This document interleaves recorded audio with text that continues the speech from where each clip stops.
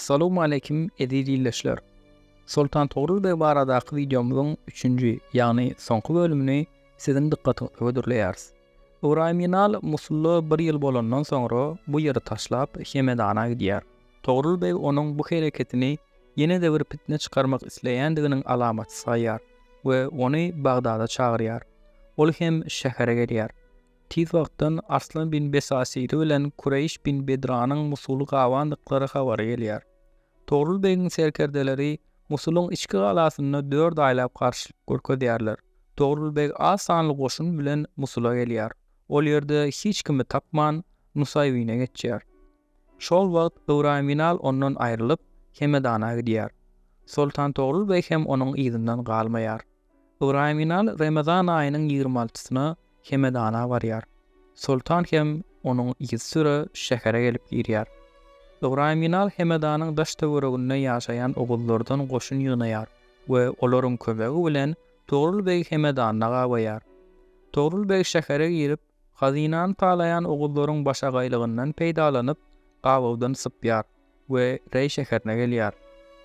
Oňa inileri Alparslan, Gawurt Bey we Yaquty kömege barýarlar. Uraýminal bilen Sultan Toğrul Bey Reýin golaýyndaky Heftaze bulan diýen ýerde yüzbeýiz bolýarlar. Söwüşde Uraýminal ýeňilýär we inileri bilen bilelikde ýesir alynýar.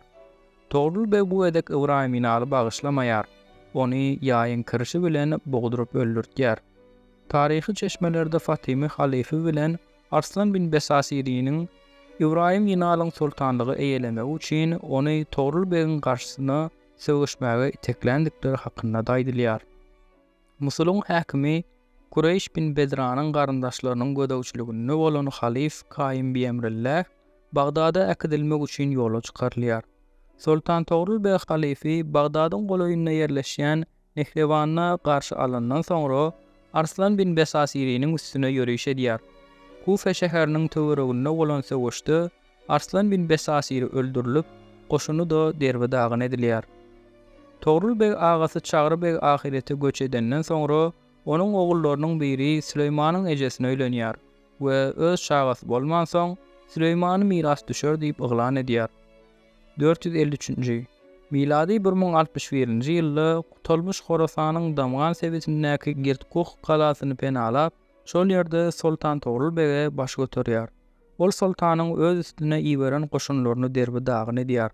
Kutulmuşyň bolgalagy sultanyň ölümine çenli dowam edýär. Şol ýyl Sultan Toğrul Bey halifeň gyzyny öýlenmek isleýär. Halif muňa çürt kesik garşy çykýar. Hatda zor salynan ýagdaýynda Bagdatdan çykyp gitjekdigini aýdýar. Emma sultanyň niýetinden dänmejegini bilenden soňra mejburi razy bolýar. Sultan Toğrul Bey bilen halifeň gyzy Seyyide hatynyň nikasy Töwri şäheriniň etegine gydýar. Sultan öz huzuruna gelen Töwriziň häkimi Memlandan ýyllyk salgydyň esasy bölegini alandan soňra Nahçıvana ýörüş edýär. Ol Nahçıvanyň häkimi Ebudülef eş-Şeýbany bilen Irminiýe şäheriniň häkimi Ibn Celili özüne tabin edip, Hoy şäherine uraýar. Sultan bu şäheri zawd edip alandan soňra bu ýeriň täze häkimini we onuň kömekçilerini belläp Urmiýe şäherine tarap ýönelýär. Sultan Toğrul Bey Urmiýedeke kesel uçraýar. Bu bolsa Bagdatda onuň ölendigi hakynda gep gürlüňleriň ýaýramaklygyna sebäp bolýar. Toğrul Bey ýörüşden soňra Bagdada dolanyny şanly dawara bilen garşy alynýar we uly toý edilýär. Şondan köp wagt geçmänkä Sultan ýene-de hassalanýar we Seyyide hatyn bilen Bagdatdan ýörüşe çykýar. Ol şondan 6 aý geçenden soňra 70 ýaşlaryna Reyde ruhuny Allah Taala tawşyrýar.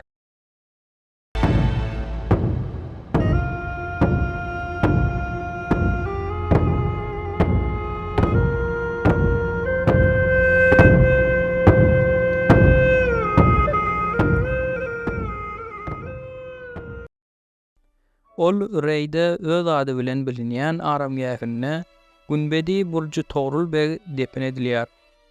Taryhy çeşmeler Sultan Toğrul Bey'i gan dökmegi halamaýan, merhemetli, asylzady, kemçilikleri, hatalary bagyşlaýan, sabırly, tekebbirlikden daş durýan, jomart, dogruçul, dindar kişi diýip tanadýarlar. İmaduddin el-İsfahani Togrul Beg'in döwrüni gülgülälekli ýaýla meňzedýär. Sultan Togrul Beg'in esasy maksatlarynyň biri haç ýoluny howpsuz, ygtybarly ýagdaýa getirmekdi. Ýene de bir maksady bolsa, Fatymy döwletiniň ýoguna ýanyp, İslam alemini birleşdirmekdi. Ol töweregindäkilere talaňçylyk, oljanyň ýzynyna selpäp ýaşamagyň mümkin näligini düşündirmek üçin kän tagalla edipdi. Hatda Çağrı Beg'in Nişapuryň talanmagyny zol dile getirip durmagyna ören gazaplanyp, onu öldürjekdigini aýdypdy. Çağrı Beg baradaky videomuzda hem belläp geçişimiz ýaly, Abu Seyyid Abulhayr, ýagny Mäne bagy bilen Çağrı hemde Togrul Begleriň gatnaşyklary barada taryhy çeşmelerde şeýlere aksetirlere duş gelmek bolýar. Mäne bagy Demirgaz Horasanyň syýasy we ruhy durmuşynda möhüm rol oýnapdyr. Onuň awraýy ören belent bolupdyr. Hatda Beýik Seljuk döwletini esaslandyrjylar bolan Çağrı Beg hemde Togrul Begler hökümdarlyga pata bermek üçin onuň ýanyna gelipdirler.